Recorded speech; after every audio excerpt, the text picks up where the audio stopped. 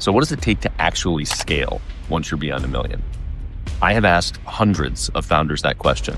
What you're about to hear are people that have built multi-million-dollar companies and nearly lost it all.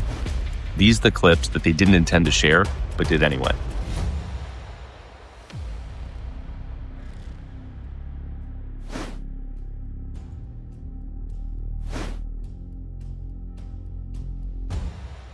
If you're not getting any yeses, if you're not getting any leads, if you're not getting any appointments, it means your offer sucks.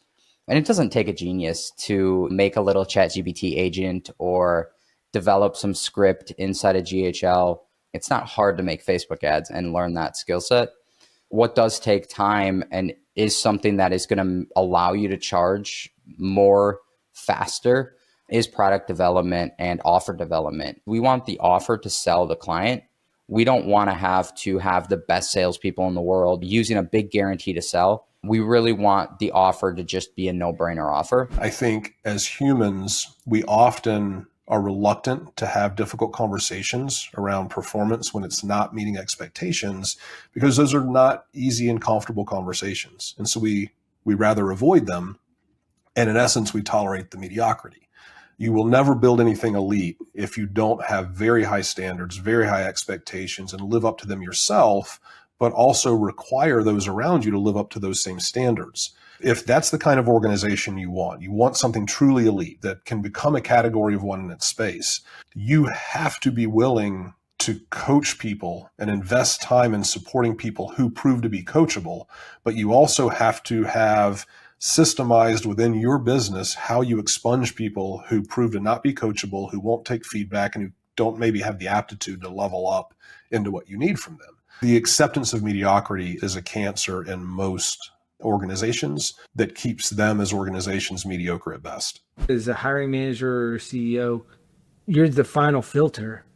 I'll probe in with a bunch of tough questions, but then we'll just get to the part of the interview where I'm like, all right, cool. This is the part of the interview where I try to scare you away. Oh, nice. This is going to be the hardest job you've ever had. Are you in for that? This is extremely fast paced. Are you in for that? We need people who are very autonomous. Have you ever done that? You're going to come to me asking me how I would do stuff, and I'm going to say, I hired you because you're really good at this thing. Figure it out. Like this is literally why you're here. Don't ask me. This is your job.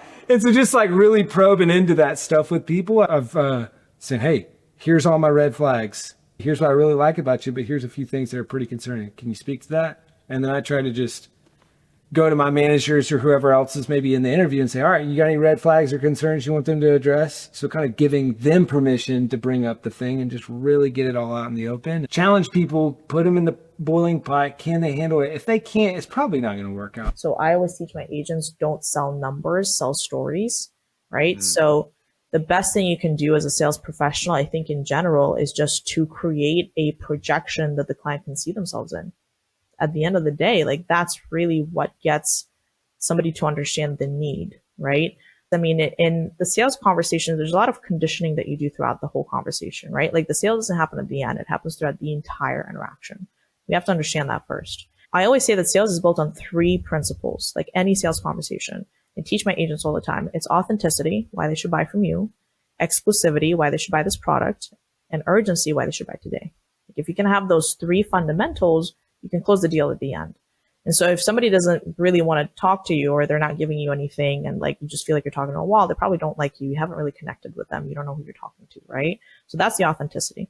They tell you something like, oh, I'm shopping around, I want to compare and whatever, then you haven't really built in the exclusivity because everybody wants to feel like they're getting the best end of the deal. At the end of the day, like that's really the human nature, right? And lastly, urgency, if they say, let me think about this, let me sleep on it, whatever, then you haven't really built on the urgency. And there's a bunch of ways to build on urgency, especially in life insurance. If you don't have the thing, then you need the thing. It's like they say, life insurance is like a parachute. You may not need it right now, but when you do, you better have it. So these 3 fundamentals are absolutely critical in order to have a transactional outcome at the end. And so when it comes to authenticity, this is a very, very important one. And I teach my agents all the time. At the end of your interaction with your client, how much can you tell somebody else about this person? Like if you were to talk to a stranger, would you be able to tell the stranger who Bill is? Like who is he? What does he care about? What are his needs? Who are his family? Who does he care about, right? Because if he can't actually explain to somebody else who you just met with, then then you talked at them, not with them. And that is the number one problem. In fact, I see this for all rookie salespeople. They just go into a presentation instead of a conversation. And they're just like showing you a bunch of stuff on the screen, and you get this and it's that. And they're not engaging with the client to the degree that they understand who the heck they're even talking to and what that person cares about, because it's not about you and your product. It's about them, right? So the best way to build value and to create a projection and a storyline is to understand who you're actually talking to and what their needs really are. And I know that may sound kind of cliche, but that's really all it is in sales. And on the reverse side, if all you're doing is interrogating the whole time because you're trying to get to understand who they are, whatever, then that's not real connection either. Like, they have to feel like they're having a beer with a friend, and you're giving them, aspects of yourself that they can relate to as well. So it's a dance, right? A sale is a dance. And when it comes to exclusivity and urgency, I mean, there's a bunch of ways to phrase that and to build on the value and the need and the fact that this is a great program or product for different reasons. There's like price anchoring, which is a really, great technique to use, where you will say, a program like this or a product like this generally is within this ballpark, which is a higher price range. But because of your membership or whatever, you get it at this amount, which is a lower amount. And it allows for price anchoring. Like, if I went to a store and I wanted to buy a camera and they're like, this camera is $2,000, and I had no idea how much a camera like that usually costs, then I'd be like, oh my God, right? But if I understood that cameras like that are usually like $4 or $5 and it's discounted at $2,000, then I feel like I'm getting a deal. That's called price anchoring. So like, if you can use techniques like that are like subtle but intertwined in your ability to connect and communicate and project value and build that storyline, then you'll always win in the end. Lean down. What are the 2 or 3 things that we really want to do? And the best marketers in the world were just really, really lean, and then just going really deep by adding technology. By how can we do it faster? Can we do it cheaper? Can we do it easier? I'm not just adding tools for tools' sake. I want the tool to either do one of 2 things: give me massive leverage, or I want to remove friction from the customer journey. We look at the customer journey, and where are all those touch points where there's potential leakages? Where is a customer having to make a decision that where maybe if we used a technology tool, they didn't have to, or they could get a result quicker or better or easier if we use a technology tool. So we never want technology to kind of be in the way. We want to make sure it's reducing friction, giving us leverage. That's its 2 jobs. So when you have multiple decision makers, how do you open the door with the right decision maker in the first place? Even if you have a referral, it might not be to the right person in the company. I think it's mining. I think it's working through what's the value of the person that I was referred to, right? Performing Arts Center was referred into the director of food and bev. The director of food and bev is not a decision maker in the world of who's going to buy the employee benefit package. But as I talked to this dude, I found out that the HR director was a big fan of Frank Sinatra. We had to submit RFPs that were all the same. They were getting RFPs from a dozen of my competitors, and it was in a box, and you couldn't tamper. I mean, it was very rule driven how we all had to submit our response for them. Everybody's going to look exactly the same in that scenario. This broker has 27 different value-added services. We have 24 different. They have 28. I mean, they're measuring things that really are going to look a lot alike. And so in talking to food and bev, I find this little nugget of information. I'm sitting around my team, and we're talking about how do we look different here. And one of the guys on the team says singing telegram. Well, that works great if you're going after the Performing Arts Center in town. So hired a guy, did a deal in a parking lot, handed him my RFPs, looked at him with his tilted Frank Sinatra hat, the disheveled tie, and said, put your little ditty together. And he literally sang a song about my agency as he presented it to the director of HR. I got a call later that day, and she said, I can't give you the business for that, but you're now a finalist, because that was totally different. And so I say that because whoever you're getting referred into is somebody that could potentially be an influencer. And so director of food and bev became my mole, my person that when I knew this is what we were going to do and how this was going to happen, called the guy back up and I said, look, I need you to gather a whole bunch of people. Frank Sinatra is going to show up at X time.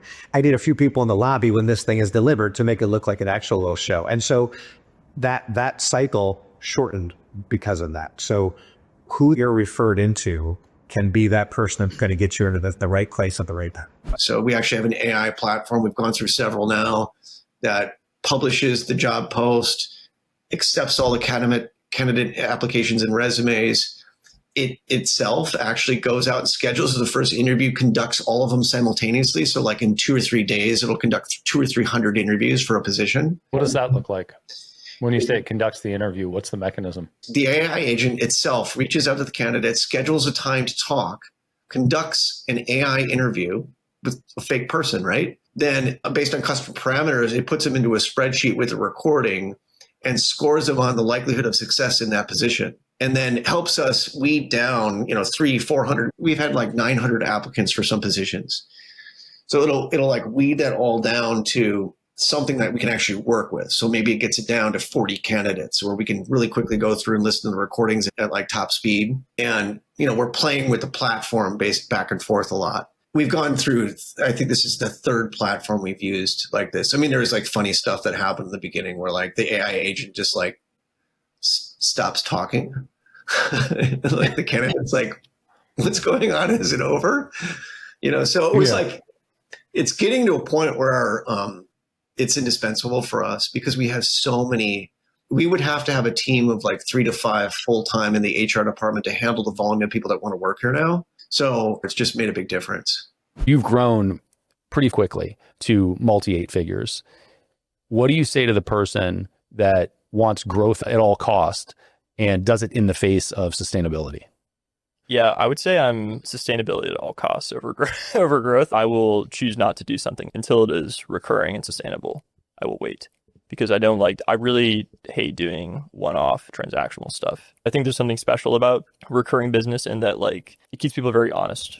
It means you have to be doing a good job constantly. You can't fail on your promises versus a transactional business. You can get a seller to sign up for XYZ contract and be a terrible person, but still make a lot of money. If you put a bad system together, it's very evident very quickly that you just put a bad system together. If you have a bad transaction, you might have a good one next, and it might not be clear that the pattern that you're running is good or bad. 100%. But if you put the system together, it's pretty clear if it's good or bad. Yeah. So I think that that's a really fun benefit. The question that I have around that is, how do you reconcile iteration and testing against, I'm not willing to do it until I have a good system in place?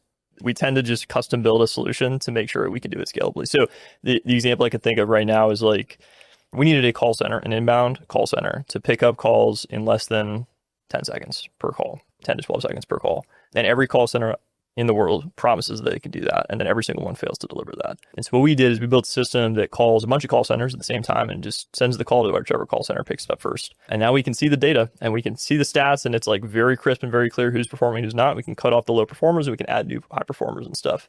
And call centers go through these very interesting cyclical processes where they will ramp up agents, still have great call times, and then they'll try to ramp up client volume.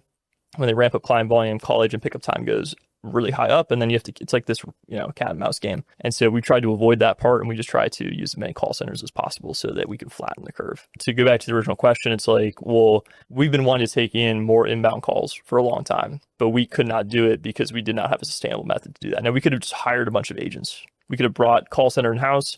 It's a very painful new business that you're starting. It's very transactional to do that because now you're doing a bunch of stuff to hopefully do this next thing, versus if we just build this software, it's going to take some time to do it. But now we can set up all the call centers in the world that we want to. And once we do it, it's sustainable and there's very low effort, very low maintenance. We don't have to hire employees to be call agents and stuff. That for me is the example of like, I'm going for the sustainable route over the transactional route. Then at a certain point, I think adding just a simple low ticket info product to test on the front end. Our front end offers start at $97. It's kind of our bread and butter price point. But selling the info product for more like $27 or $17 or even $7 or $3, that's a lot easier conversion. What converts great is just sell them what you've already sold them in a different format. So they've already purchased for us an educational course where they get in-depth video modules, all kind of resources. But then for our order bumps, we call it an executive guidebook. It's basically just cliff notes of the video training. We go from $97 to $27 is our normal order form bump price. What's the take rate on that? 65%. Damn, really high. But you do multiple order bumps, right? Just one offer on the order form. And then after they purchase, that's when we have our core kind of upsell offer for some kind of recurring revenue offer. product or service. And our typical, when people say no to that first offer, we typically then downsell the exact same thing, half the price up front, and we just take away a bonus. So that if somebody's just stuck on the price a little bit, but they still want the core thing, they can get access to it. We sell the educational course front end, your order form bumps, the kind of Cliff Notes executive guidebook. Then we're offering typically a software. And the software has bonuses with it. Yes. Got it. Okay. Yeah. And if someone says no to that software plus bonus offer, then we just take away a bonus, cut the price in half, and offer it to them again. I'll tell you something. It's the best marketing campaign I've ever created. That also is therapeutic. And I'm going to give credit where credit is due. Joe Polish interviewed a guy named Ron Lynch. Oh, I know Ron very well. Okay. Yeah. Ron has been on the show and he's a good friend. Great. Yeah. So Ron gets kudos for this. Joe and Ron were having a conversation and people always go to Ron. They say, well, can I pick your brain? You go, yeah, for $1,000. You go out and take me up for a cup of coffee. It's not about the money, but if I just sit down with you, you're not going to write it down. You're not going to take this thing seriously. I'm going to give you a whole bunch of nuggets. So you're going to do nothing with it. At least this way. And Joe's got a great saying, if you don't pay, you don't pay attention. So I was at another strategic coach meeting, and the product I sell right now is, it's somewhere around $200,000 to work with me when I build these businesses and brands. And it's expensive. And I have the mechanism for getting clients like that. They usually have to consume my content, see podcasts, get to meet me, get to know who I am, and know this isn't that I'm not completely batshit crazy, right? Well, and it's all right. It's all right. I can live with it. But I was telling Joe and another guy who is at my table the problem I have, which is I have a long tail sales process, and it requires a lot of dancing bear. And Joe said, well, I had to do the $1,000 cup of coffee. Actually, it was the other guy who said, right now I'd pay you $2,500 for an hour of your time. But I'm not going to write out a 6-figure check because I don't know what I'm going to get. Yeah. And Joe said, why don't you do the $1,000 cup of coffee? And I'm like, what the hell is that? And he said, I did this interview with Ron Lynch. He said, let me get Eunice to send you the interview. So within 10 minutes, I had the interview. I transcribed it, and I looked at the transcript, and I used ChatGPT, and I made the campaign, which now is my $1,000 cup of coffee campaign. Oh, beautiful. So I had it launched in 48 hours, and it produced, I'll say, multiple 6 figures in business. Crazy. In 2 weeks. And here's the answer to your question about the salvation. So the $1,000 cup of coffee is a way for someone else to put skin in the game, show up at a meeting with expectations that I'm actually going to give them a transformation. Guaranteed. If I can't do it, I give them their money back right away. But when I come to the meeting, I have built an AI tool that does deep research on the prospect. It learns everything about you, looks at your backstory.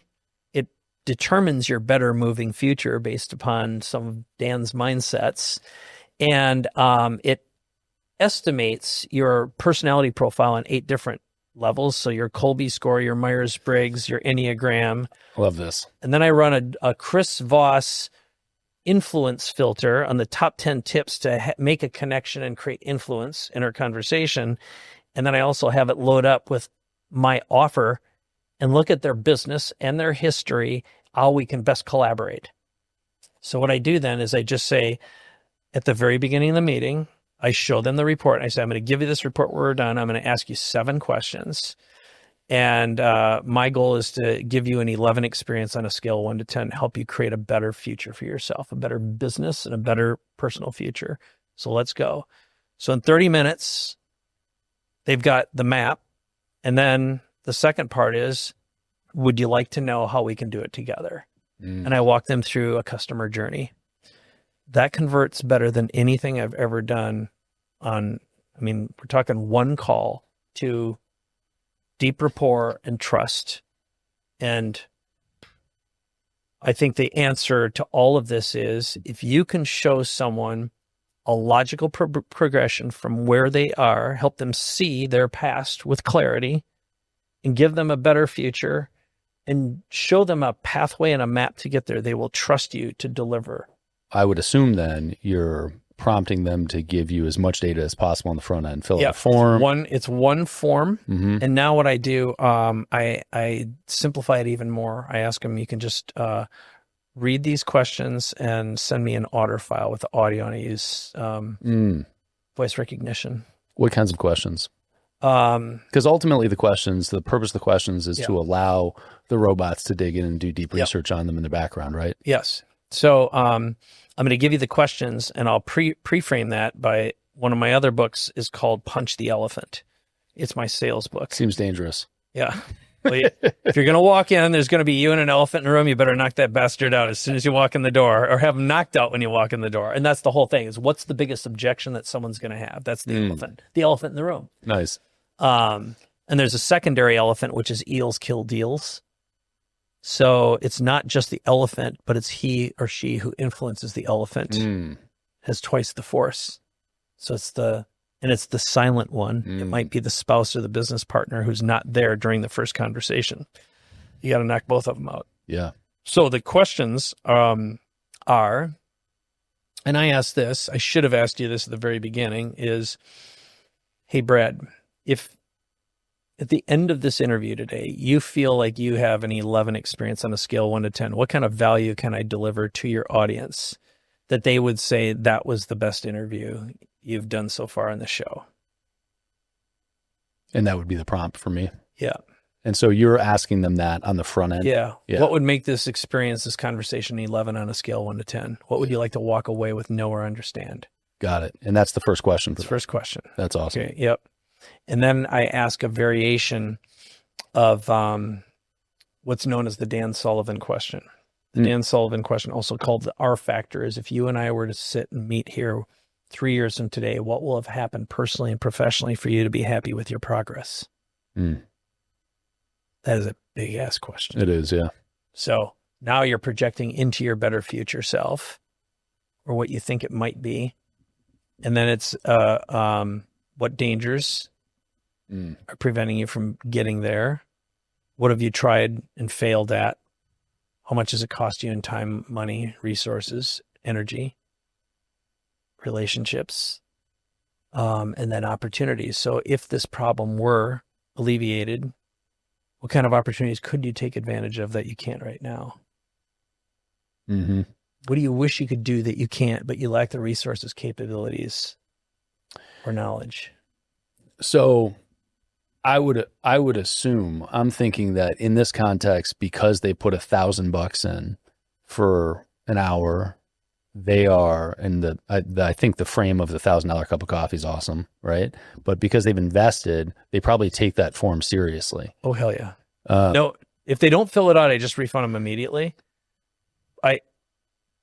And if I can't help them, I give them back their money immediately. I take every one of these seriously. I don't need the $1,000. Right. It's a symbolic exchange of energy and a bond of trust. Yeah. I really hate the way you said that, but I understand. I know. Symbolic exchange of energy. Yeah. Not in a dirty way. No. Just a cuddly way.